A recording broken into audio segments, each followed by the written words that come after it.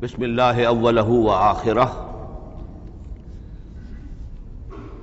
پچھلی نشست میں جو گفتگو چل رہی تھی وہ فہم قرآن کے ضمن میں کچھ بنیادی اصول کہ جنہیں اگر پیش نظر رکھا جائے تو سہولت ہو جائے قرآن کے سمجھنے میں۔ 5 چیزیں بیان ہو چکی تھیں۔ نمبر 1، قرآن کا اسلوب استدلال منطقی نہیں ہے، فطری ہے، نیچرل اور خطابی ہے، انسان کو خود غور و فکر کرنے اور اپنے اندر جھانکنے کی دعوت دیتا ہے قرآن۔ ثانیاً، قرآن مجید کی آیات میں تقسیم ہے محکمات اور متشابہات، اور سورہ آل عمران میں جہاں اس کا ذکر ہے فرما دیا گیا ہے کہ اہل ایمان کا شیوہ یہ ہونا چاہیے کہ وہ محکمات پر اپنی توجہ کو مرکوز رکھیں اور متشابہات کے بارے میں اجمالی طور پر یقین رکھیں کہ اللہ کی طرف سے ہے، یقیناً حق ہے، چاہے وہ ہماری سمجھ میں آئی ہے یا نہیں آئی۔ لیکن اس میں جو ایک براڈ تقسیم ہے وہ یہ کہ آیات الاحکام سب کی سب محکمات ہیں مستقل، اور عالم غیب، عالم آخرہ، عالم برزخ، عالم ارواح، عالم ملائکہ، اس کے تمام امور مستقل طور پر متشابہات میں سے۔ البتہ ایک تیسری کیٹیگری ہے کہ جو سائنٹیفک فینومینا کے ضمن میں ہو سکتا ہے کہ ایک شے آج متشابہات میں ہو، کل وہ محکمات میں داخل ہو جائے، جبکہ انسانی علم جو ہے وہاں تک پہنچ جائے اور اس کا ادراک کر سکے۔ نمبر 3، تفسیر زیادہ تر لفظی طور پر اور نحو اور صرف سے بحث کرتی ہے، تعویل کا مقصد ہے اصل مدلول تک پہنچنے کی کوشش کرنا۔ نمبر 4، تعویل میں عام اور خاص، خاص کانٹیکسٹ میں، زمان و مکان کے خاص کانٹیکسٹ میں جب قرآن نازل ہوا تو کسی آیت کا کیا اصل مفہوم تھا جو سمجھا گیا، اس میں شان نزول کی روایات کو بھی اہمیت حاصل ہوگی۔ لیکن چونکہ قرآن مجید صرف اس دور کے لیے یا اس علاقے کے لوگوں کے لیے ہدایت نامہ بن کر نہیں آیا تھا، بلکہ پوری نوع انسانی کے لیے تابد الآباد، لہذا اسی میں وہ مضمر ہے، اس میں وہ ہدایت مضمر ہے۔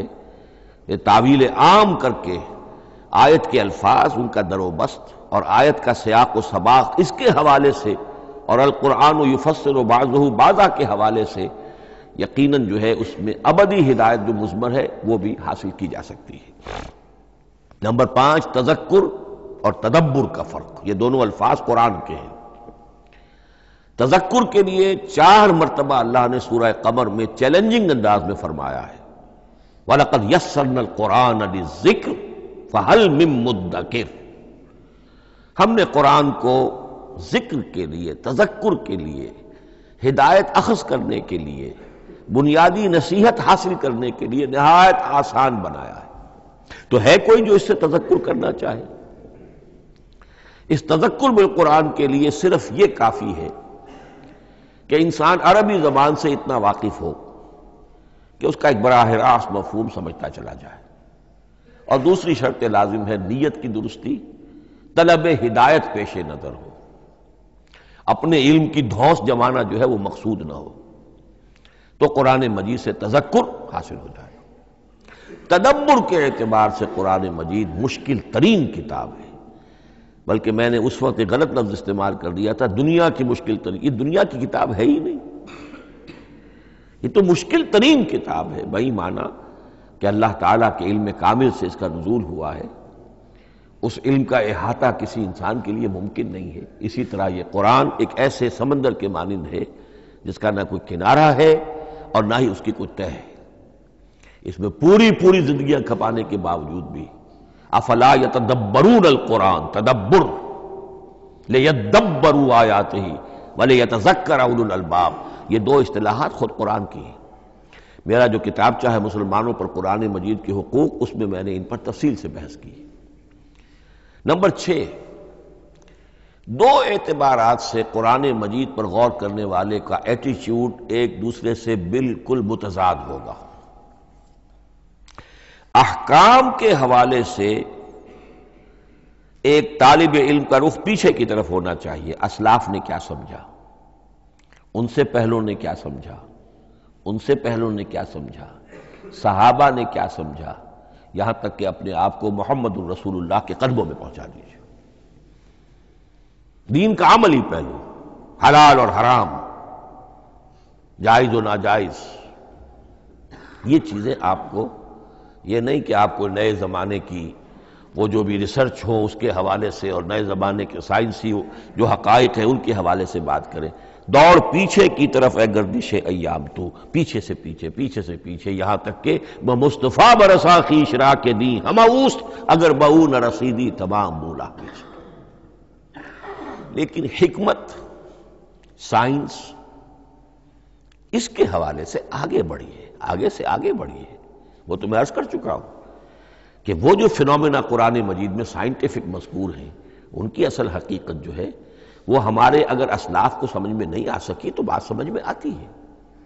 ابھی اس علم کی سطح ہی اتنی کمزور تھی، اتنی نیچی تھی کہ اس کا ادراک ممکن نہیں تھا۔ اس میں آگے بڑھیے تو اس میں بالکل متضاد ہو گیا کہ ایک میں زمانے کا ساتھ دینے کی بجائے زمانے سے بھی آگے چلو، اور ایک میں پیچھے پیچھے پیچھے پیچھے، یہاں تک کہ محمد الرسول اللہ والذین معہ، محمد الرسول اللہ والذین معہ، ان کے قدموں تک اپنے آپ کو پہنچا دو۔ آخری شے فہم قرآن کے ضمن میں، لیکن یہ last but not the least کے مصداق ہے۔ یہ بات بہت صراحت کے ساتھ مولانا مودودی نے لکھی ہے تفہیم القرآن کے مقدمے میں، اور بہت اہم بات ہے، بہت اہم بات ہے۔ اور وہ یہ ہے کہ قرآن مجید ایک ایسی کتاب نہیں ہے جسے کوئی محقق اور ریسرچ اسکالر اپنی لائبریری میں بیٹھ کر اور ریفرنس بک سامنے رکھ کر ادھر سے ادھر اور سمجھ لے۔ اس کے سمجھنے کی شرط لازم یہ ہے کہ جو یہ راستہ دکھاتا ہے اس پر چلنا شروع کرے۔ ایک ایک قدم کے بعد قرآنی حقائق مزید منکشف ہوں گے، اور مزید منکشف ہوں گے، اور مزید منکشف ہوں گے۔ جب تک قرآن مجید کے بتائے ہوئے راستے پر آدمی چلے گا نہیں، قرآن کی اصل حقیقت اس پر کبھی منکشف نہیں ہوگی۔ چاہے تفسیر لکھ دے، وہ تو لفظوں کی بحث ہے، صرف اور نحو ہے، یا روایات ہیں، وہ جمع کر دیجئے۔ لیکن یہ کہ قرآن مجید کا صحیح فہم عمل کے بغیر ممکن نہیں۔ جیسے قرآن مجید میں آتا زادتہم ایمانا، ایمان بڑھتا ہے، عمل کے ذریعے سے ایمان بڑھتا ہے۔ میں اس میں ایک شے کا اضافہ کر رہا ہوں۔ میرے نزدیک قرآن مجید مینول آف ریولیوشن، محمد عربی صلی اللہ علیہ وسلم نے ایک عظیم انقلاب برپا کیا دنیا میں، اور ایک انقلابی جد و جہد کی ہے۔ دعوت کے قبول کرنے والوں کو منظم کرنا، ان میں سم و طاعت کی عادت پیدا کرنا، پھر ان میں تن من دھن قربان کرنے کا جذبہ پیدا کرنا، پھر ان کا تزکیہ کرنا، ان کی تربیت، پھر جب وہ تیار ہو جائیں تو باطل سے ٹکر، اور اس میں پھر جہاد اور قتال کے مراحل، تاکہ انقلاب آ گیا، اور یہ کہ جاء الحق وزہق الباطل ان الباطل کان زہوقا۔ اس جد و جہد کے ہر مرحلے پر قرآن نازل ہو رہا ہے، جو اس مرحلے کے جو مسائل ہیں، جو اس مرحلے کے پرابلمز ہیں، جو اس مرحلے کی مشکلات ہیں، ان سے بحث کر رہا ہے۔ اب اگر کوئی فرد یا کوئی گروہ اس پروسیس میں وہ داخل ہی نہیں، وہ سمجھ ہی نہیں سکتا کہ یہ جو بات کہی جا رہی ہے اس کا اصل محل کیا ہے، مقام کیا ہے، کیوں کہی جا رہی ہے، وہ تو جب اسی قسم کی انقلابی جد و جہد میں کوئی خود مبتلا ہوگا تو اسے معلوم ہوگا یہ تھی وہ مشکل، یا یہ تھا وہ مسئلہ، یا یہ تھا وہ مرحلہ جو اس وقت کی جو جد و جہد تھی محمد الرسول اللہ والذین معہ کی، کہ اس وقت یہ آیات نازل ہوئی۔ اس طریقے سے مینول آف ریولیوشن میں کہا کرتا ہوں، چونکہ ہماری جو طب کی تعلیم ہوتی ہے ان میں مینول آف ڈسیکشن، سب سے پہلے جو ہے اناٹمی پڑھائی جاتی ہے اور ڈیڈ باڈی کی ڈسیکشن ہوتی ہے، تو مینول آف ڈسیکشن جو ہے وہ پہلی کتاب ہوتی ہے جو ہمیں ملتی ہے۔ یہ ہوتا ہے، بتایا جاتا ہے یہاں ذرا شکاف دو اور یہ کھال کو کاٹو، اس کے اندر تمہیں یہ نظر آئے گا، یہ فیشیا ہے، پھر اسے اس کے اندر ایک اور شگاف دو، یہ نظر آئے گا۔ بالکل اسی طریقے سے قرآن مجید کی انگلی پکڑ کر اگر آپ چلیں گے تو پھر درجہ بدرجہ قرآن آپ پر منکشف ہوتا چلا جائے گا۔ اور اگر آپ نے اسے صرف ایک اکیڈمک ایکسرسائز بنا لیا، ایک علمی بات ہے، اس سے آگے کچھ نہیں، تو قرآن مجید کا جو اصل لب لباب ہے، جو اصل اس کا جوہر ہے، وہ کبھی منکشف نہیں ہوگا۔ اب آئیے ایک اہم موضوع، اعجاز قرآن کے وجوہ کیا ہیں۔ پہلی بات تو یہ سمجھ لیجئے کہ قرآن مجید کی حقانیت پر بنیادی طور پر دو قسم کی دلیلیں ہیں۔ ایک دلیل خارجی ہے، خارجی دلیل محمد الرسول اللہ صلی اللہ علیہ وسلم کی شخصیت اور آپ کا کارنامہ، الصادق الامین، قد لبثت فیکم عمرا، میں تمہارے مابین ایک عمر گزار چکا ہوں، تم نے مجھے دیکھا، میرا کردار دیکھا، تم نے خود مجھے الصادق اور الامین کا جو ہے خطاب دیا، تو خود حضور کی شخصیت دلیل ہے قرآن مجید کی حقانیت پر۔ اس اعتبار سے ایک مضمون بہت اہم ہے، اور وہ یہ کہ قرآن اور محمد صلی اللہ علیہ وسلم اس طرح ایک دوسرے کے ساتھ جڑے ہوئے ہیں، گتھے ہوئے ہیں، ایک وحدت بن گئے ہیں، ایک آرگینک ہول بن گئے ہیں کہ ایک دوسرے کے لیے شاہد بھی ہے اور ایک دوسرے کے لیے کمپلیمنٹری بھی ہے، جس کے لیے میں دو مقامات سے استشہاد کروں گا۔ سورہ بینہ میں فرمایا لم یکن الذین کفروا من اہل الکتاب والمشرکین منفکین حتی تأتیہم البینہ،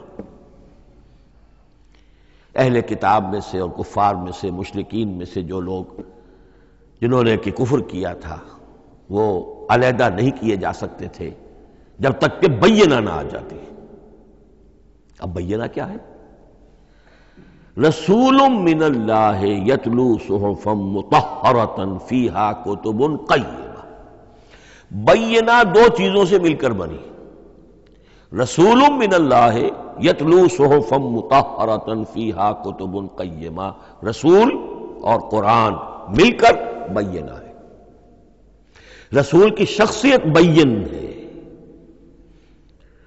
اور یہ قرآن مجید کے لیے دلیل ہے۔ دوسری طرف قرآن مجید محمد کی رسالت کا ثبوت ہے، جیسے کہ آپ دیکھتے ہیں یاسین والقرآن الحکیم انک لمن المرسلین، والقرآن الحکیم، قسم ہے اس قرآن حکیم کی، یعنی یہ قرآن حکیم گواہ ہے، شاہد عادل ہے کہ اے محمد آپ اللہ کے رسول ہیں۔ محمد کی شخصیت، حقانیت قرآن پر دلیل، قرآن محمد کی رسالت پر دلیل، یہ ایک دوسرے کے شاہد۔ دوسرا مقام سورہ طلاق کا ہے، قد انزل الیکم ذکرا، دیکھو لوگو اللہ نے تمہارے لیے یاد دہانی ذکر نازل کر دیا ہے۔ وہ یاد دہانی کیا ہے؟ رسولا یتلو علیکم آیات اللہ مبینات، اللہ کا ایک رسول پڑھ کر سنا رہا ہے اللہ کی آیات بینات۔ یہ دونوں چیزیں مل کر بینہ بنا، دونوں چیزیں مل کر ذکرا بنا۔ اس حوالے سے یہ دونوں چیزیں ایک دوسرے کے ساتھ یوں سمجھیے کہ اس طریقے سے گتھی ہوئی ہیں، دونوں حقیقتیں اس طرح جمع ہیں کہ ایک دوسرے سے جدا نہیں کی جا سکتی۔ اگلی بات یہ سمجھیے کہ قرآن مجید محمد الرسول اللہ کا اصل معجزہ، بلکہ اس سے آگے بڑھ کر ایک لفظ استعمال کروں گا، واحد معجزہ ہے۔ آپ شاید حیران ہو کہ اور بھی تو معجزات بیان ہوتے ہیں حضور کے، لیکن میری بات سمجھیے، غور کیجیے، ان واقعات سے مجھے انکار نہیں ہے، لیکن جو بات میں کہنا چاہتا ہوں اس کو اچھی طرح سمجھیے۔ معجزہ کہتے کسے ہیں؟ معجزہ عاجز کر دینے والی شے۔ اس معجزے میں دو چیزیں ہونی لازم ہیں، دعویٰ اور تحدی، چیلنج۔ جبکہ کوئی خرق عادت کوئی شے پیدا ہو جائے، خرق عادت اسے کہتے ہیں کہ فزیکل لا ایک ہے، پانی، واٹر کیپس اٹس سرفیس، حضرت موسیٰ کا عصا اس پر لگا اور سمندر پھٹ گیا، خرق عادت ہے، یعنی جو عادی قانون ہے، عام طور پر جو قوانین طبعیہ ہیں ان کا پھٹ جانا، ختم ہو جانا، ٹوٹ جانا، اور کسی حقیقت کا اس میں سے ظاہر ہو جانا جو ان فزیکل لاز کے خلاف۔ آگ کے بارے میں قانون کیا ہے؟ وہ جلاتی ہے، لیکن یہ کہ یہ معجزہ ہے، یہ خرق عادت ہے کہ حضرت ابراہیم آگ میں ڈالے گئے، اس نے نہیں جلایا، یا نارو کونی بردن و سلام علی ابراہیم۔ تو خرق عادت کو اب دو قسموں میں آپ سمجھیے۔ ایک خرق عادت وہ ہے جو دعوے کے ساتھ پیش کیا جائے، اپنی صداقت، اپنی رسالت کی حقانیت اور صداقت کے ثبوت کے طور پر، اور اس میں چیلنج کیا جائے کہ آؤ مقابلہ کر لو، وہ اس رسول کا اصل معجزہ ہوتا ہے۔ ایک خرق عادت وہ ہے جو اللہ تعالیٰ اپنے نیک بندوں کی بزرگی کو ظاہر کرنے کے لیے، غیر انبیاء کے لیے بھی کرامات جنہیں ہم کہتے ہیں ہو جاتی ہے۔ بہت سے صحابہ سے وہ کرامات ثابت ہیں۔ حضرت عمر رضی اللہ تعالی عنہ کو شام کا میدان جنگ دکھا دیا گیا، یا ساریۃ الی الجبل کے الفاظ آپ نے فرمائے۔ ابھی تو ٹیلی ویژن کہیں نہیں تھا، ابھی یہ سارے وسائل و ذرائع موجود نہیں تھے، یہ خرق عادت ہے۔ غیر نبی کے لیے اسے ہم کہیں گے کہ یہ کرامات ہے۔ نبی کے لیے لفظ معجزہ اختیار کر لیا جاتا ہے، لیکن معجزہ اس کو نہیں کہنا چاہیے، اصل میں یہ بھی نبی کے لیے کرامات کے درجے کی شے ہے جو اس سے بلند ہے۔ معجزہ وہ ہے جسے کوئی نبی دلیل کے طور پر پیش کرے اور اس پر چیلنج کرے کہ آؤ اور مقابلہ کرو۔ مثلا حضرت موسیٰ علیہ السلام کو دو معجزے دیے گئے، اور اس میں سے جو سانپ بن جانا تھا لاٹھی کا، وہ معجزہ جس پر چیلنج بھی آیا اور ساحروں سے مقابلہ بھی کیا، اور ساحر شکست کھا گئے، عاجز آ گئے۔ القی السحرۃ ساجدین، وہ سارے جادوگر جو ہیں فوری طور پر بے اختیار سجدے میں گر گئے۔ آمنا برب موسیٰ و ہارون، ہم ایمان لے آئے موسیٰ اور ہارون کے رب پر۔ یہ معجزہ ہے۔ اس معنی میں محمد الرسول اللہ صلی اللہ علیہ وسلم کا معجزہ صرف قرآن حکیم۔ قرآن مجید میں آپ سورہ انعام میں بھی دیکھیں گے بہت ہی شدت کے ساتھ، سورہ بنی اسرائیل میں دیکھیں گے بڑی تفصیل کے ساتھ معجزے طلب کیے گئے۔ آپ اس مکے کی سرزمین میں ابھی ہمارے دیکھتے ہی دیکھتے چشمہ نکال دیجئے، ہم مان لیں گے آپ اللہ کے رسول ہیں۔ آپ ہماری نگاہوں کے سامنے آسمان پر چڑھ کر دکھائیے، پھر وہاں سے کتاب لے کر اتریے، پھر ہم سمجھ لیں گے آپ اللہ کے رسول ہیں۔ آپ کے لیے چشم زدن میں کوئی محل سونے کا چاندی کا تیار ہو جائے، مان لیں گے آپ کو اللہ کے رسول ہیں۔ آپ اس بے آب و گیا وادی میں فوراً ایک باغ جو ہے اپنے لیے بنا کے دکھا دیں، مان لیں گے کہ آپ اللہ کے رسول ہیں۔ ایسے تمام مطالبات پر اللہ تعالیٰ کی طرف سے کوڑا جواب ملا، اللہ اس قسم کی کوئی شے نہیں دکھائے گا۔ بلکہ سورہ انعام جب ہم پڑھیں گے وہاں تو بہت ہی واقعہ یہ ہے کہ اس کو پڑھ کر رقت طاری ہوتی ہے کہ ایک موقع پر ایسا محسوس ہوتا ہے کہ حضور صلی اللہ علیہ وسلم کی طبیعت مبارکہ میں یہ خیال پیدا ہو گیا کہ اللہ کو ایسی شے ان کو دکھائی دی جائے تاکہ چپ تو ہو جائیں، نہ بھی مانیں گے چپ تو ہوں گے، ورنہ تو عوام کے سامنے ان کی دلیل مجھ پر قائم ہو رہی ہے کہ بھائی یہ رسالت کے مدعی ہے، ہم کہتے ہیں معجزہ دکھاؤ، معجزہ نہیں دکھاتے، تو پوزیشن میری جو ہے کمزور ہو رہی ہے۔ وہاں جس انداز میں اللہ نے کہا ہے، ہرگز نہیں، اے نبی اگر آپ کے اختیار میں ہے تو کہیں آسمان پر سیڑھی لگا لیجئے یا زمین میں سرنگ لگا کے کوئی معجزہ لا سکتے ہو تو لے آئیے، ہم نہیں دکھائیں گے۔ رقت طاری ہوتی ہے۔ تو حضور کا معجزہ اس معنی میں صرف ایک ہے اور وہ قرآن ہے۔ اچھا، اس کے لیے کیسے کیسے چیلنج کیے گئے؟ ام یقولون تقولہ بل لا یؤمنون فلیاتوا بحدیث مثلہ ان کانوا صادقین، سورۃ الطور۔ کیا ان لوگوں کا کہنا یہ ہے کہ یہ کلام خود محمد نے موضوع کر لیا ہے صلی اللہ علیہ وسلم؟ تو اگر ایسی بات ہے تو وہ بھی ایسا ہی کلام پیش کر دیں. اس تحدی، اس چیلنج کو کوئی قبول نہیں کر سکا. کم سے کم اس شرافت کا اقرار کرنا پڑتا ہے کہ اس وقت عرب قوم میں یہ شرافت تھی کہ کسی نے اٹیمپٹ بھی نہیں کی. ورنہ کوئی شخص الٹی سیدھی عبارت لکھ کر لے آتا اور کھڑا ہو کر کہہ دیتا کہ ٹھیک میں کہتا ہوں یہ ہے، یہ قرآن کی طرح کا کلام ہے. نہیں، کسی نے نہیں کیا. تاریخ یہ بتاتی ہے کہ اس تحدی کا کوئی کسی نے قبول نہیں کیا. اسی طرح فرمایا سورہ بنی اسرائیل میں قُلْ لَئِنِ اجْتَمَعَتِ الْإِنسُ وَالْجِنُّ عَلَىٰ أَن يَأْتُوا بِمِثْلِ هَٰذَا الْقُرْآنِ لَا يَأْتُونَ بِمِثْلِهِ وَلَوْ كَانَ بَعْضُهُمْ لِبَعْضٍ ظَهِيرًا. چیلنج ہے، اے نبی کہہ دیجئے اگر تمام انسان، تمام جن مل کر بھی چاہیں کہ ایسی کوئی کتاب وہ مرتب کر لے، نہیں کر سکیں گے، چاہے وہ سب کے سب ایک دوسرے کی مدد کریں. ہے کہ نہیں چیلنج؟ اسی طریقے سے سورہ ہود میں فرمایا، اب اس کو کہتے ہیں برسبیل تنزل، پوری کتاب نہیں لا سکتے قرآن جیسی، چلو تو 10 سورتیں ہی لے آؤ. قُلْ فَاتُوا بِعَشْرِ سُوَرٍ مِثْلَهُ مُفْتَرَيَاتٍ، اے کہیے اے نبی، سورہ ہود کی آیت نمبر 13 ہے، اس جیسی کوئی 10 سورتیں ہی لے آؤ. 114 نہ صحیح، 10 صحیح. یہ بھی نہیں ہوا تو برسبیل تنزل اور سورہ یونس میں فرمایا قُلْ فَاتُوا بِسُورَةٍ مِّن مِثْلِهِ، ایک سورت ہی لے آؤ. اور اسی کو سورہ بقرہ کے 30 رکوع میں دہرایا گیا، وَإِن كُنتُمْ فِي رَيْبٍ مِّمَّا نَزَّلْنَا عَلَىٰ عَبْدِنَا فَأْتُوا بِسُورَةٍ مِّن مِّثْلِهِ وَادْعُوا شُهَدَاءَكُم مِّن دُونِ اللَّهِ إِن كُنتُمْ صَادِقِينَ.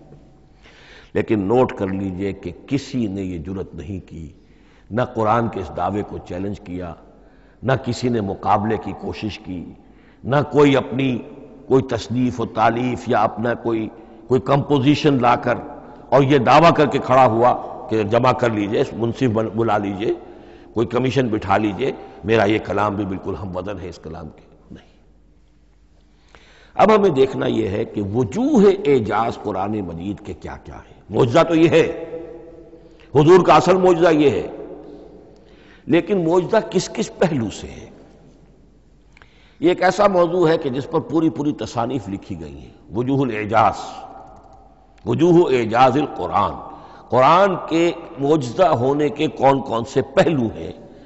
اس کا واقعہ یہ ہے کہ احسان ناممکن ہے، اور جیسے جیسے زمانہ آگے بڑھے گا اس کے اور پہلو واضح ہوتے جائیں گے. سنوریہم آیاتنا فی الآفاق وفی انفسہم حتی یتبین لہم انہ الحق. لیکن یہ کہ کس کس پہلو سے یہ معجزہ ہے، چند موٹی موٹی باتیں ضرور سمجھ لیجئے. لغت، ادب، فصاحت، بلاغت، عذوبت، مٹھاس، اس کے اعتبار سے قرآن معجزہ ہے. لیکن اس اعتبار سے قرآن معجزہ ہے یا تو تھا اپنے زمانے کے عربوں کے لیے، غیر عرب کے لیے تو نہیں تھا. غیر عرب جو ہے قرآن مجید کی جو بھی فصاحت و بلاغت ہے، اس کا جو لٹریری بیوٹی ہے، اس کو تو وہ اپریشیٹ نہیں کر سکتا تھا.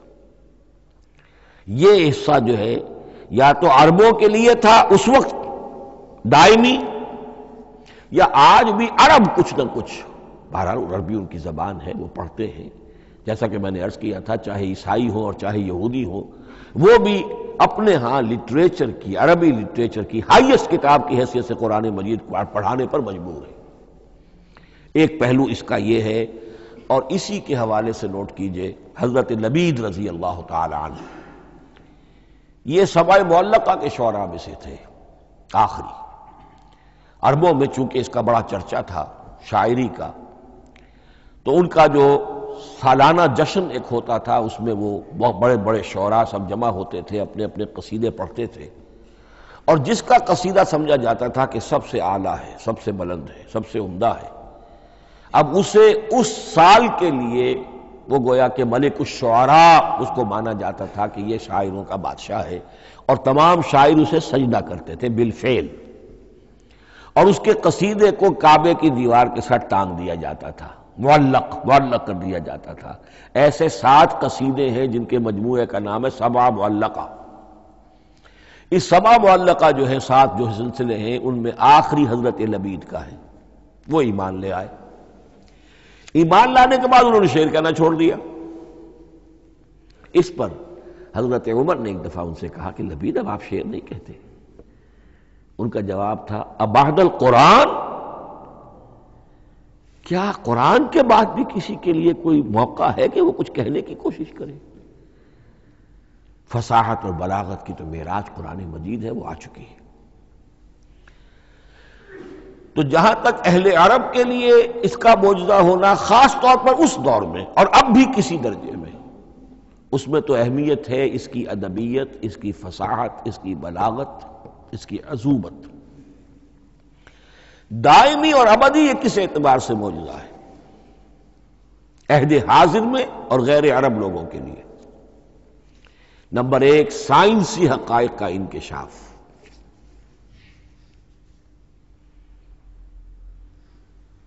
جس طریقے سے کہ یہ سائنسی حقائق منکشف ہوتے چلے جا رہے ہیں ابدی طور پر. میں ڈاکٹر مورس بکائی کا حوالہ دے چکا ہوں اور پروفیسر ڈاکٹر کیتھل مور کا حوالہ دے چکا ہوں، ان کو ذہن میں رکھیے.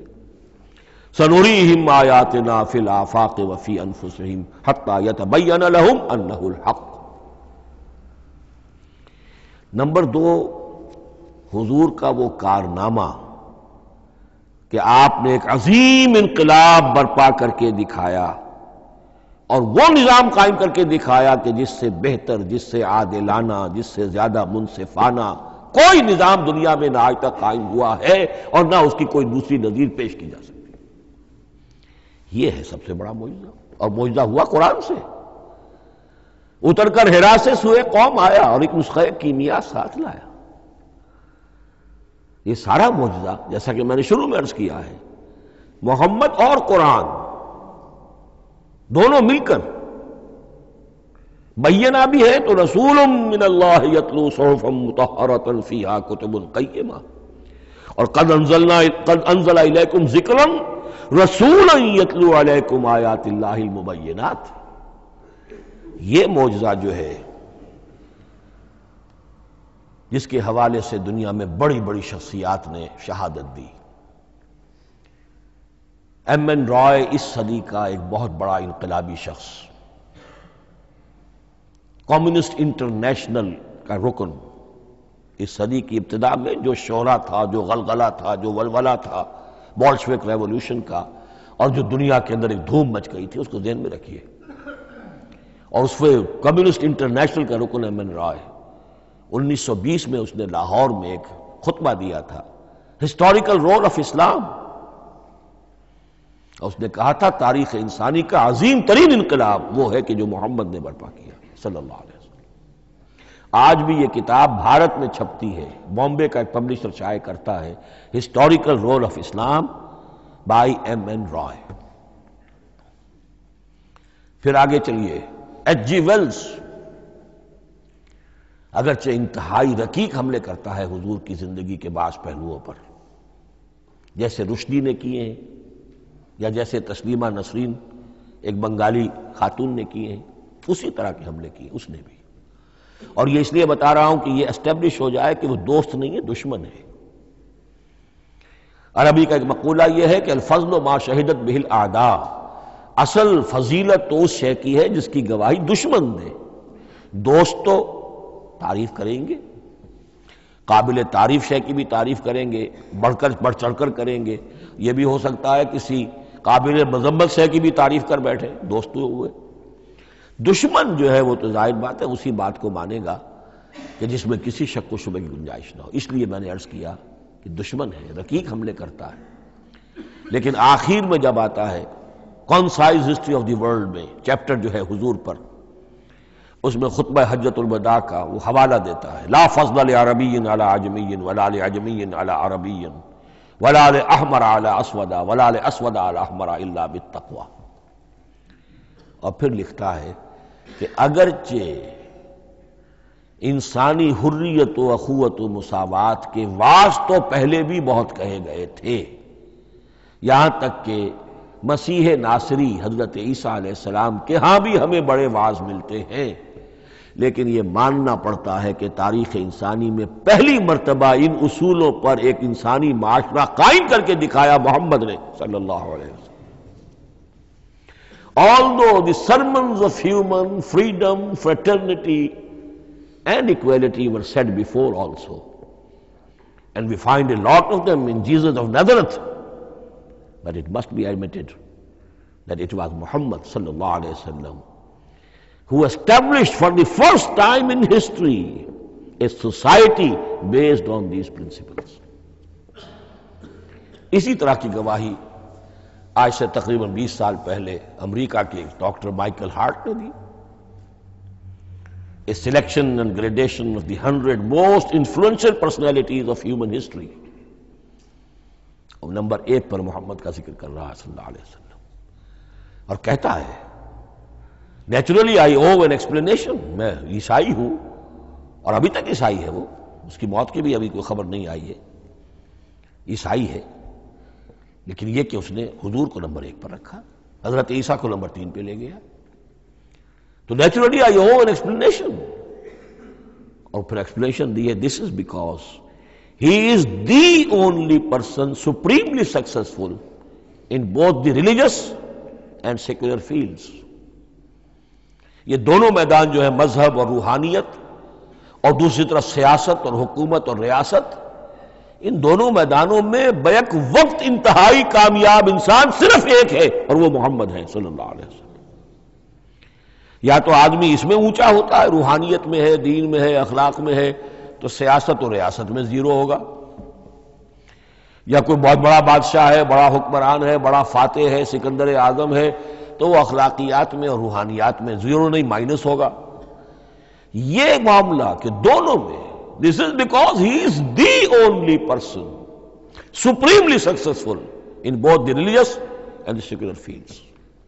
لیکن یہ بات نوٹ کر لیجئے کہ جو تازہ ایڈیشن ہے اس کتاب کا، اس میں سے یہ پیسج نکال دیا ہے نئے جو ایڈیٹرز ہیں انہوں نے. اس کے لیے آپ کو کسی پرانے ایڈیشن سے رجوع کرنا پڑے گا، concise history of the world, اور وہ لائبریریوں میں مل جائے گا. علامہ اقبال نے اس بات کو یوں بیان کیا ہے، ہر کجا بینی جہان رنگ و بو، کہ از خاکش بروید آرزو، یاد نور مصطفیٰ اورا بہاس، یا ہنود اندر تلاش مصطفیٰ است. اس دنیا میں تمدن کے اعتبار سے، اخلاق کے اعتبار سے، معاشرت کے اعتبار سے کہیں کوئی خوبی اگر تمہیں نظر آتی ہے، کوئی رمق نور کی، خوبی کی، بھلائی کی، رنگ و بو، جان لو کہ یا تو وہ نور محمدی سے مستعار لی گئی ہے، اور یا ابھی تک انسان ابھی محمد کی تلاش میں ہے، ادھر جا رہا ہے، قافلہ ادھر جا رہا ہے، نوع انسانی کا چاروں ناچار ادھر جا رہا ہے. سوشل ایوولوشن کا پروسیس انسان کو افراط و تفرید کے دھکوں کے باوجود تدریجاً لے کر جا رہا ہے بحیثیت مجموعی پوری مین کائنڈ کو اسی بات کی طرف کہ جس کی طرف دعوت دی تھی محمد رسول اللہ صلی اللہ علیہ وسلم. ہر کجا بینی جہان رنگ و بو، کہ از خاکش بروید آرزو، یا ز نور مصطفیٰ اورا بہاست، یا ہنود اندر تلاش مصطفیٰ است.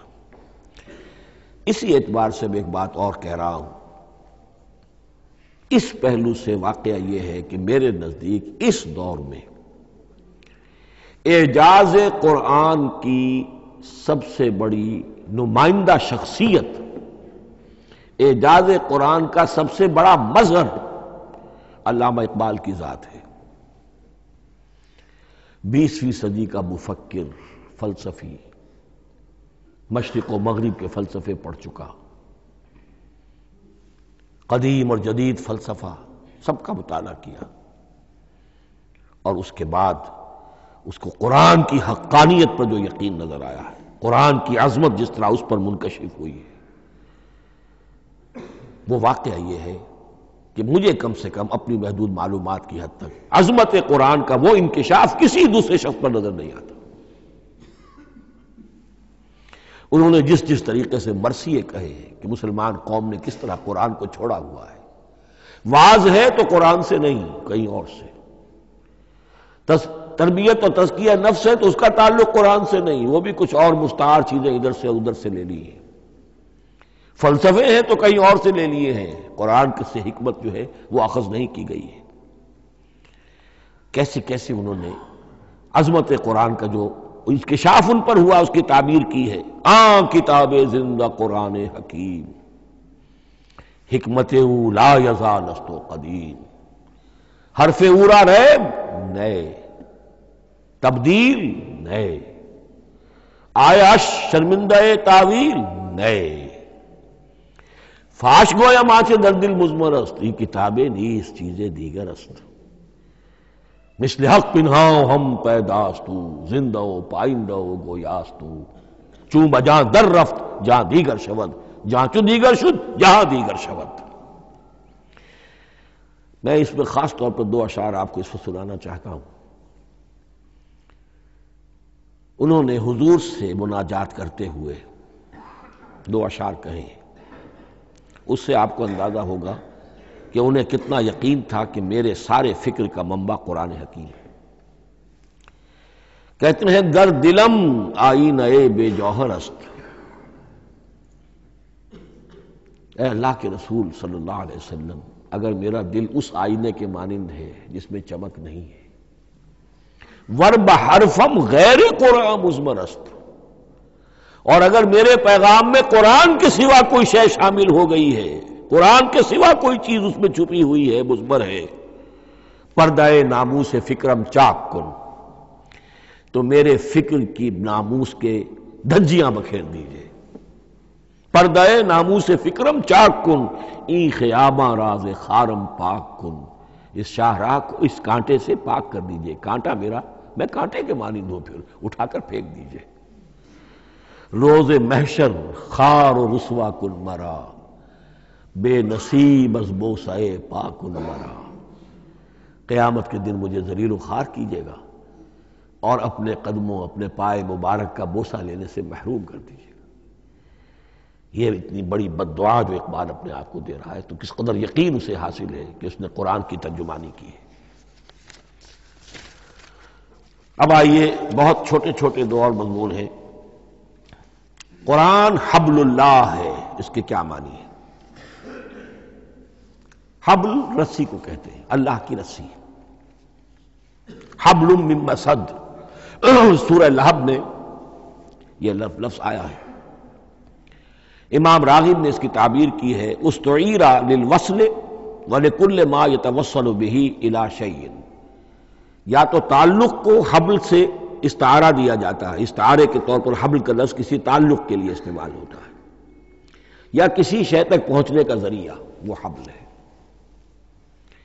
اب یہ ہمیں لفظ ملتا ہے حضرت علی رضی اللہ تعالیٰ عنہ کی روایت میں، هو حبل اللہ المتین، ترمذی میں یہ الفاظ موجود ہیں، حضرت علی سے منقول ہے رضی اللہ تعالیٰ عنہ، یہی ہے اللہ کی مضبوط رسی، کیونکہ قرآن مجید میں آتا ہے وَاعْتَصِمُوا بِحَبْلِ اللَّهِ جَمِيعًا، تو حبل اللہ کون سی ہے؟ پھر یہ حضرت عبداللہ ابن عمر سے بھی ہے، یہ روایت موجود ہے رزین میں، هو حبل اللہ المتین، یہ قرآن ہی اللہ کی مضبوط رسی ہے۔ اللہ سے اب اس کے دو پہلو ہیں، ایک تو یہ کہ یہ اللہ سے جوڑنے والی ہے، تقرب اللہ کا ذریعہ ہے، وصول الی الشیء، کسی چیز تک پہنچانے والی شے، اس کا سہل ترین، اللہ کے تقرب کا سہل ترین ذریعہ، مؤثر ترین ذریعہ قرآن حکیم ہے۔ چنانچہ ترمذی میں حضرت عبداللہ ابن مسعود کا یہ قول موجود ہے، القرآن حبل اللہ الممدود من السماء الی الارض، قرآن تو اللہ کی وہ رسی ہے جو تنی ہوئی ہے آسمان سے زمین کی طرف۔ یہ ترمذی میں تو اصل میں اثر ہے، حضرت عبداللہ ابن مسعود کا قول ہے، لیکن یہ کہ زید ابن ارقم سے یہ الفاظ جو ہیں مرفوعاً کہ یہ حضور کے الفاظ ہیں، یہ بھی منقول ہے کہ حضور نے فرمایا کہ القرآن حبل اللہ الممدود من السماء الی الارض۔ اور ایک بڑی پیاری روایت ہے طبرانی کی معجم کبیر میں کہ ایک مرتبہ حضور اپنے حجرے سے برآمد ہوئے، مسجد نبوی کے ایک گوشے میں دیکھا کچھ صحابہ بیٹھے ہوئے قرآن سمجھ رہے ہیں، سمجھا رہے ہیں، پڑھ رہے ہیں، مذاکرہ قرآن۔ آپ کے چہرے پر بڑے بشاشت کے آثار ظاہر ہوئے، خوشی کے آثار۔ آپ چل کر تشریف لائے، پہلے ایک سوال کیا، الستم تشہدون، اللہ الہ الا اللہ وانی رسول اللہ وہذا القرآن جاء من عند اللہ۔ کیا آپ لوگ اس کے گواہ نہیں ہیں کہ اللہ کے سوا کوئی معبود نہیں اور میں اللہ کا رسول ہوں، اور یہ قرآن خاص اللہ کے پاس سے آیا ہے؟ صحابہ کا جواب کیا ہو سکتا تھا؟ بلا یا رسول اللہ، کیوں نہیں اللہ کے رسول، ہم گواہ ہیں، اللہ کے سوا کوئی معبود نہیں، آپ اللہ کے رسول ہیں اور قرآن خاص اللہ کے پاس سے آیا ہے۔ اب آپ نے فرمایا فاستبشروا، خوشیاں مناؤ، فإن هذا القرآن طرفه بأيديكم وطرفه بيد اللہ، اس لیے کہ یہ قرآن وہ شے ہے کہ اس کا ایک سرا تمہارے ہاتھ میں ہے، ایک سرا اللہ کے ہاتھ میں۔ تو وصول الی اللہ کا مؤثر ترین طریقہ، تقرب الی اللہ کا مؤثر ترین طریقہ، سہل ترین طریقہ، شور شوق طریقہ وہ قرآن مجید ہے۔ اس اعتبار سے بھی کہ ہے ہی اللہ کی صفت، یہ ہم بحث کر چکے ہیں پہلے، اللہ کا کلام ہے، کلام صفت ہوتی ہے، اور صفت لا عین ولا غیر، یہ قرآن اللہ کا غیر نہیں ہے، ہم سمجھ نہیں سکتے، لیکن یہ کہ ہر صفت جو ہے وہ تو در حقیقت نہ عین ہے نہ غیر ہے۔ دوسری طرف یہی قرآن جو ہے حبل اللہ اس معنی میں بنتا ہے کہ مسلمانوں کو باہم جوڑنے والی شے، وَاعْتَصِمُوا بِحَبْلِ اللَّهِ جَمِيعًا وَلَا تَفَرَّقُوا، حبل اللہ کو مضبوطی کے ساتھ تھام لو، سب کے سب جمع ہو کر، یہ تمہیں تفرقے سے بچانے والی شے ہے۔ اس کی وجہ کیا ہے؟ ظاہر بات ہے کہ انسان جو ہے ان کے اندر اتحاد پیدا ہوگا اتحاد فکری کے نتیجے میں، فکر ایک ہو، نظریات ایک ہوں، ویلیوز ایک ہوں، مقاصد ایک ہوں، تبھی تو انسان متحد ہوں گے۔ یہ بھیڑوں کا گلہ تو نہیں ہے کہ چرواہے کی ایک لاٹھی کافی ہے ان کو جمع رکھنے کے لیے، وہ بھیڑوں کا گلہ ہے۔ انسانوں کو جمع کرنے کے لیے کوئی ایسی شے جو تمہیں ایک فکر سے، ایک نظریے سے، ایک مقصد سے، ایک نصب العین سے متصف کر دے، وہ تمہیں جوڑ دے گی۔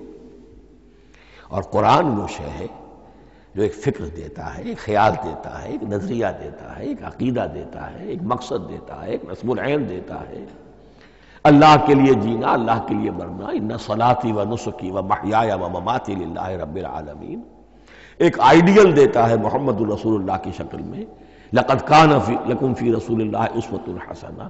اب قرآن وہ چیز ہے کہ جو تمہیں آپس میں جوڑتی چلی جائے گی، تمہارے درمیان اتحاد پیدا ہو جائے گی۔ آخری چیز، مسلمانوں پر قرآن مجید کے حقوق کیا ہیں؟ یہ صرف اشارہ کروں گا اس لیے کہ اس پر میرا کتابچہ موجود ہے، اور اس کتابچے کو اللہ تعالیٰ نے بہت قبول عام عطا فرمایا۔ اس کا انگریزی ترجمہ کیا ایک صاحب نے، از خود کیا، خود ہی ٹائپ کیا، خود ہی چھپوایا۔ عربی ترجمہ ایک صاحب نے کیا، خود کیا۔ فارسی ترجمہ ایک صاحب نے کیا، خود کیا، بغیر کسی معاوضے کے۔ ملیشیا میں وہ چھپ چکا ہے، لاکھوں کی تعداد میں عام ہو چکا ہے۔ پھر میں نے ایک موقع پر 1970 میں رمضان مبارک کے دوران آخری عشرے میں مولانا بن نوری رحمۃ اللہ علیہ تشریف لائے ہوئے تھے مدینہ منورہ، اور میں نے بھی وہ پورا رمضان مبارک اس سال وہیں کیا تھا۔ میں نے ان کو دیا تھا کہ آپ دیکھیے اس میں کوئی غلطی ہو تو مجھے بتا دیجئے، میں اسے بڑے پیمانے پر شائع کرنا چاہتا ہوں۔ انہوں نے حالت اعتکاف میں مسجد نبوی میں پڑھا ہے، صرف ایک جگہ ایک جملے میں انہوں نے اصلاح تجویز کی، وہ میں نے کر دی۔ اس اعتبار سے اب یہ کتابچہ جو ہے مصدقہ ہے مولانا محمد یوسف بن نوری رحمۃ اللہ علیہ کا۔ اس میں اللہ تعالیٰ نے جو بات مجھ سے کہلوا دی تھی تقریباً 30 سال پہلے کی بات ہے، ہر مسلمان پر قرآن مجید کے 5 حقوق حسب استعداد و توفیق عائد ہوتے ہیں۔ پہلے یہ کہ اس پر ایمان ہو جیسا کہ ایمان کا حق ہے، صرف زبانی ایمان نہیں، دل سے یقین کہ یہ اللہ کا کلام ہے۔ اور اس کا نتیجہ کیا ہوگا؟ پھر عظمت اس کی پیدا ہوگی، ایمان و تعظیم، یہ پہلا حق ہے۔ تلاوت و ترتیل، اس کو پڑھے جیسے کہ پڑھنے کا حق ہے، پھر سمجھے جیسے کہ سمجھنے کا حق ہے، تذکر و تدبر، پھر عمل کرے، انفرادی طور پر بھی اجتماعی طور پر بھی۔ انفرادی طور پر جو آپ کی زندگی کے معاملات ہیں وہ آپ قرآن کے مطابق طے کریں، قومی سطح پر حکومت اور ریاست اور قانون اور سیاست، اس کے سارے تقاضے قرآن کے مطابق پورے ہوں، اور آخری یہ کہ اس قرآن کو پہنچائیں اور عام کریں، جس کے لیے حضور نے اس حد تک اس میں عمومیت کر دی ہے کہ بلغوا انی ولو آیۃ، پہنچاؤ میری جانب سے خواہ ایک ہی آیت پہنچاؤ، میرا کوئی امتی اس سعادت سے بالکل محروم نہ رہ جائے۔ اول تو خیرکم من تعلم القرآن وعلمہ، تم میں سے بہترین لوگ وہ ہیں جو اسی کے لیے اپنے آپ کو وقف کر دیں، قرآن پڑھیں اور پڑھائیں، سیکھیں اور سکھائیں، سمجھیں اور سمجھائیں، اس لیے کہ سمجھنے اور سمجھانے، سیکھنے اور سکھانے، پڑھنے اور پڑھانے کا بھی کوئی ایک لیول تو نہیں ہے، ایک عام لوگوں کی سطح ہے، ایک ان سے اوپر کی سطح ہے، ایک انٹلیکچوئلز کی سطح ہے، ایک جینیس لوگوں کی سطح ہے۔ ان تمام سطحوں پر قرآن کو سمجھانے کے لیے، پہنچانے کے لیے خود بھی تو اوپر اٹھنا پڑے گا، خود اسے سیکھنا پڑے گا، خود اس کی گہرائی میں غوطہ زنی کرنی پڑے گی، اور یہ ایک لائف لانگ پروسیس ہے، یہ کوئی پارٹ ٹائم جاب نہیں ہے، یہ کوئی صرف پیس ٹائم نہیں ہے، یہ کوئی ہابی نہیں ہے، ہمہ وقت ہمہ تن، خیرکم من تعلم القرآن وعلمہ۔ اب آخری بات بتا رہا ہوں، اور وہ یہ ہے کہ قرآن مجید وحی باللفظ ہے، صرف وحی بالمعنی نہیں ہے۔ یہ بحث اصل میں کیونکہ ہمارے پڑھے لکھے طبقے میں کچھ زیادہ ہو جاتی ہے، خاص طور پر جو مشنری اسکولوں وغیرہ میں پڑھے ہوں اور عیسائیت اور اس کے عقائد اور اس کے فلسفے کی کوئی تھوڑی بہت ان کو کوئی چھوت لگ گئی ہو۔ عیسائیوں کے ہاں یہ عقیدہ ہے، اجماعی عقیدہ ہے کہ وحی بالمعنی ہوتی ہے، یعنی وحی کا ایک مفہوم ہے جو نبی پر اتار دیا جاتا ہے، پھر نبی اپنے الفاظ میں اسے ادا کرتا ہے۔ لفظ اللہ کے نہیں ہوتے، لفظ نبی کے ہوتے ہیں، مفہوم اللہ کا ہوتا ہے۔ ان کے لیے مجبوری یہ ہو چکی ہے جس کی وجہ سے انہیں یہ عقیدہ اپنانا پڑا کہ کوئی ایک انجیل ہے ہی نہیں، 104 انجیلوں میں سے وہ انہوں نے 4 سلیکٹ کی تھی کینونیکل گاسپلز، باقی جو ہے وہ اب وہ ان کو مستند نہیں مانتے، اپوکریفل کہتے ہیں۔ اور میں نے ایک مرتبہ ایک پادری صاحب سے، مسٹر وائٹ ہوتے تھے منٹگمری میں نے ان سے پوچھا which one of them is Bible؟ یہ متی اور یہ لیوک اور مارکس اور جان، ان میں سے کون سی بائبل کون سی ہے؟ تو اس نے جواب دیا none of them is Bible، Bible is in them، ان میں سے کوئی ایک بھی مشخص طور پر، معین طور پر بائبل نہیں ہے، بائبل ان میں ہے بحیثیت مجموعی۔ لہذا ان کے لیے یہ عقیدہ جو ہے وہ لازم سا ہو گیا۔ ہمارے ہاں بھی بعض فلاسفہ نے اس قسم کی باتیں کی ہے کہ جن سے یہ دھوکہ لگتا ہے، لیکن میں خاص طور پہ چونکہ علامہ اقبال کا تذکرہ میں نے آج کیا ہے، اسی حوالے سے میں ان کا ایک واقعہ بیان کرنا چاہتا ہوں۔ ایف سی کالج لاہور کے پرنسپل تھے ڈاکٹر یوئنگ، ایک دعوت تھی، اس میں علامہ بھی تھے، وہ بھی تھے۔ تو ڈاکٹر یوئنگ نے کہا، وہ بڑا فلسفی تھا، کہ ڈاکٹر اقبال ہم نے سنا ہے کہ آپ بھی وحی باللفظ کے قائل ہیں، آپ جیسا پڑھا لکھا شخص، عالم دانا۔ علامہ اقبال نے فرمایا جی ہاں، اور مجھے تو اس کا ذاتی تجربہ ہے، مجھ پر تو جو شعر نازل ہوتے ہیں وہ الفاظ میں ڈھلے ہوئے ہوتے ہیں، میں ان میں تبدیلی کرنا چاہوں تو نہیں کر سکتا۔ تو اگرچہ اس سوال اس جواب کو ہم کہیں گے کہ یہ الاجوبۃ المسکتہ، مسکت، چپ کر دینے والا جواب تھا کہ جو علامہ اقبال نے دیا، لیکن ذہن میں رکھیے یہ کہ جو وحی باللفظ ہے وہ ختم ہو چکی محمد الرسول اللہ صلی اللہ علیہ وسلم پر۔ وحی رسالت وحی باللفظ ہے، وہ ختم ہو چکی ہے۔ البتہ الہام، کشف، رویا، القاء، یہ وحی بالمعنی ہے، یہ کوئی ایک شے ہے جو دل میں ڈال دی جاتی ہے، اس کے دروازے آج بھی کھلے ہوئے ہیں۔ اور یہ جان لیجئے قرآن مجید کی حقانیت کا جو اصل ثبوت ہے وہ یہ ہے کہ آپ اسے اپنے باطن کے اندر محسوس کریں۔ یہ جو باطنی تجربہ علامہ اقبال نے کہا ہے کہ انسان اپنے باطن میں محسوس کرے کہ ہاں یہ بات ہے، ٹھیک ہے، اس کے لیے کہ علامہ ابن قیم رحمۃ اللہ علیہ کا قول ایسا ہے، بڑا پیارا قول ہے، قرآن کے کچھ پڑھنے والے ایسے ہیں جب قرآن کو پڑھتے ہیں تو یوں محسوس کرتے ہیں کہ ہم مصحف سے نہیں پڑھ رہے، لوح قلب سے پڑھ رہے ہیں، ہمارے دل پر لکھا ہوا قرآن موجود ہے، یعنی ہماری فطرت، ہمارے اندر کی کوئی حقیقت ہے جو سرٹیفائی کر رہی ہے، توثیق کر رہی ہے، اٹیسٹ کر رہی ہے کہ ہاں یہ ٹھیک ہے۔ اور اس کی وجہ کیا ہے؟ ہماری روح اور اس قرآن کا منبع وہ ایک ہی ہے، وہ ذات باری تعالی ہے، یہ کلام اللہ ہے، اور ہماری روح امر اللہ۔ یسألونک عن الروح قل الروح من امر ربی وما اوتیتم من العلم الا قلیلا۔ بس میں اسی پر اکتفا کر رہا ہوں۔ اب گمان غالب یہی ہے کہ کل تو تراویح ہوگی انشاءاللہ، اس لیے کہ سنا یہ ہے کہ آج بھی روزہ تھا سعودی عرب میں، تو اب اس سے زیادہ تو تاخیر اب ممکن نہیں ہے، تو کل انشاءاللہ تعالی دورہ ترجمہ قرآن شروع ہو جائے گا۔ بارک اللہ لی ولکم فی القرآن العظیم ونفعنی وإیاکم بالآیات والذکر الحکیم۔